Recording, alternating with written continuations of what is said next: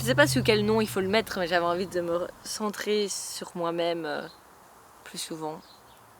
Et on le fait pas toujours, hein, parce qu'on est dans cette routine très très rapide, on va à gauche à droite, et le plus on fait, le mieux c'est. Et pourtant, c'est probablement le moment où on s'arrête. Mais c'est-à-dire ralentir sa vie un peu. Comme on l'a fait pendant le confinement. Et je pense qu'il y a eu beaucoup de jeunes qui se sont questionnés. C'est incroyable les conversations que j'ai eues avec des jeunes que j'ai jamais eues auparavant parce qu'on était au ralenti. Et c'était incroyable. Je crois que notre monde souffre d'un manque de silence, laissant le temps à la méditation, et que notre monde manque d'une capacité à poser la question des fins que l'on poursuit, quoi.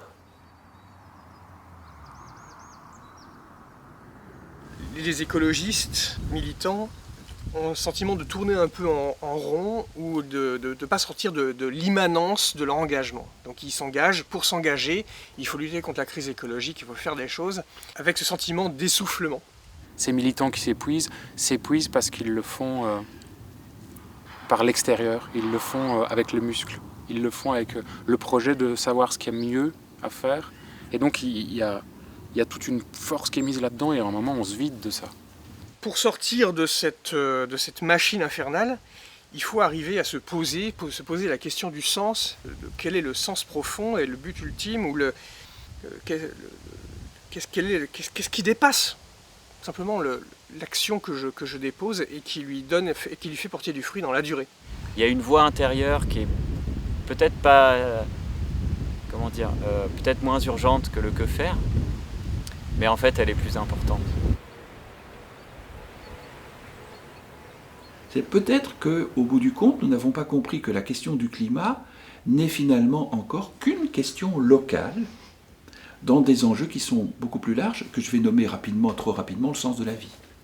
Le sens de la vie sur Terre. Ça, je pense que c'est vraiment le sol. Et ce qui rend la crise écologique passionnante, c'est précisément qu'elle pousse ses racines jusqu'à ce niveau très profond. Qu'en philo, on dirait que ça touche l'ontologie.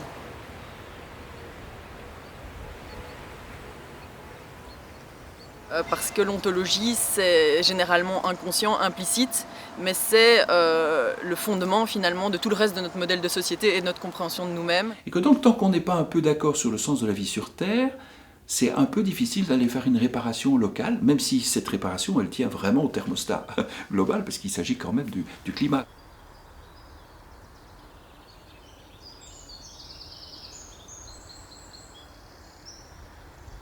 À partir du moment où on se pose ces questions de la place de l'humain dans l'histoire de la Terre, la place de l'humain dans ce qui se passe pour le moment, et ce qui se passe pour le moment nous ouvre directement aux questions de vie, de mort, de justice profonde, de rapport entre les humains et les autres espèces. À partir du moment où on se pose l'ensemble de ces questions-là, on se pose aussi soit des questions philosophiques, existentielles, soit des questions spirituelles. On peut plutôt prendre le parallèle avec un enfant qui découvre qu'il va mourir. Il a 6 ans, 7 ans, j'en sais rien. Et il entend parler de la mort, il dit alors je vais mourir. Et il prend conscience tout à coup. Waouh, c'est abyssal comme question. Bon, est-ce qu'il est pour autant démotivé à vivre? Non, il a toujours cette pulsion de vie. Est-ce que c'est pessimiste? Non. C'est juste une autre manière d'aborder les choses. Et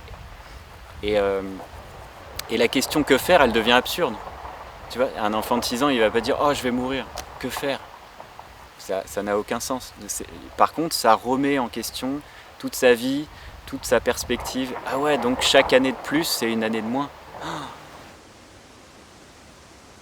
Et évidemment, cette conscience quotidienne de la gravité de la situation dans laquelle on s'enfonce, elle m'a aussi ouvert une sensibilité spirituelle que je n'aurais peut-être pas eue de la même manière s'il n'y avait pas eu ça. Pour moi, les deux sont vraiment liés.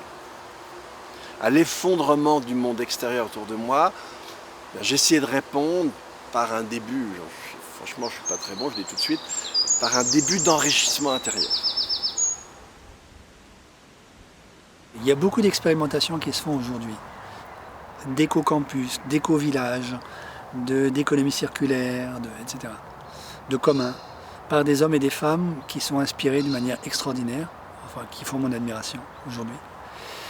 certains d'entre eux, la plupart en fait, cherchent à tâtons aussi la voie spirituelle. C'est-à-dire qu'ils comprennent très vite, ils devinent très vite que ce qu'ils sont en train de vivre, ce qu'ils sont en train d'inventer, c'est pas séparable de l'ouverture à l'intériorité. Contre des décennies de néolibéralisme qui ont essayé de nous faire croire qu'on était simplement des consommateurs et des bêtes dont l'apothéose se trouve dans le fait d'aller faire du shopping dans un supermarché ou de regarder la télé, ce qui est pareil. Quand on aborde ces sujets, on est amené à manipuler certains mots qui ont été galvaudés, pollués ou cassés. Pour essayer d'éviter les malentendus, il me faudra parfois passer un peu de temps à dépoussiérer, redéfinir et revitaliser ces mots. En fait, la spiritualité, je pense que c'est un mot qui n'est pas du tout commun pour les jeunes. C'est quelque chose qui est un peu perdu, quoi. J'ai d'ailleurs beaucoup d'amis qui, ici, on énonce ce mot, et ils vont commencer à rigoler en disant qu'est-ce que tu viens avec ça, c'est bon, lâche-nous avec ces vieux trucs et tout. Et beaucoup de jeunes, je pense. C'est pas du tout un truc qu'on... Mais c'est vraiment dommage, parce que peut-être que la spiritualité peut nous aider. Je pense que la spiritualité va nous aider pour changer. Parler de spiritualité dans une société moderne, laïque, et alors plus encore dans un contexte français, on sort de sa zone de confort et on pourrait même se mettre en danger. Et je vous dis tout de suite, je m'en fous. C'est très clair. Les gens pensent ce qu'ils veulent, ça m'est complètement égal. Je sais que ça devient une question majeure. Donc on a vraiment en France une culture du rejet des religions, de l'athéisme, de la rationalité, qui fait que tout ce qui est spirituel, c'est une question à traiter chez soi. C'est personnel, tu crois ce que tu veux mais chez toi.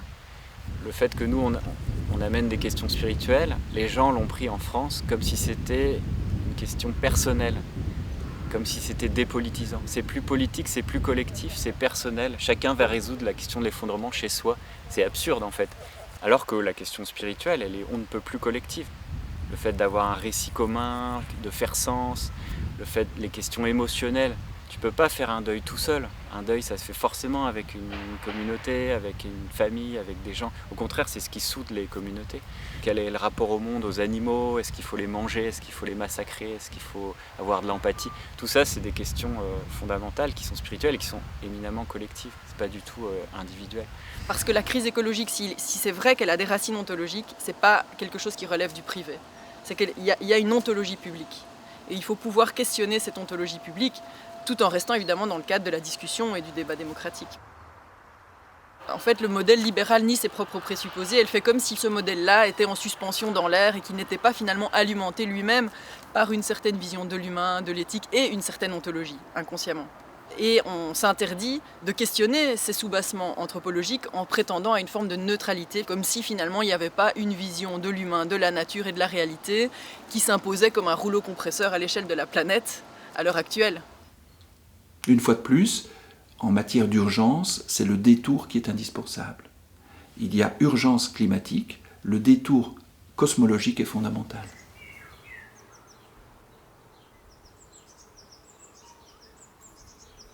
Il y a une forme de nouvelle humanité qui est en train de naître. Et il y a pas mal de spiritualités qui essayent de se coller. Là, il y a des gens qui vont vers l'hindouisme, il y a des gens qui vont chez les chamans. Les gens sont en recherche. En tout cas, la période dans laquelle on entre est une période, disons, très très particulière. Là, je pense qu'on va vivre ce qu'a vécu la fin de Rome. On va vivre un chaudron spirituel. Ça va bouillonner de partout. Je sens et je vois arriver ce chaudron, et pour moi, il y a des raisons intellectuelles et fondamentales qui font qu'on ne peut en passer que par là.